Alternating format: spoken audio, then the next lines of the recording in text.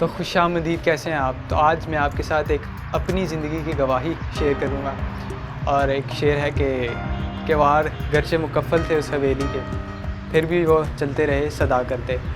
मैं ऐसा बंदा था कि मुझे खुदा ने बहुत दफ़ा अपनी तरफ बुलाने की कोशिश की, पर मैंने कभी सुनी ही नहीं। मेरे ना दिल पे ताला पड़ा था और वो आते थे और वो दस्तक देते थे, पर मैं सुनता ही नहीं था क्योंकि मेरे दिल पे ताला पड़ा था। तो वो खुदा चाबी है इस ताले की, वो खुदा ताला खोल देता। और हमें खुदा के लिए अपने दिल पे जो ताले लगे हैं उनको खोलना है, क्योंकि मेरी ज़िंदगी में बहुत सी मुश्किलात आई, बहुत बड़ी बड़ी मुश्किलात आई। उसने मुझे हमेशा उन मुश्किलात से निकाला और मुझे बताया कि मैं हूँ, तो मैंने कभी उनकी बात पे कान लगाए नहीं। हमें अपने दिलों को खोलना है और उसकी बात पे कान लगाने हैं।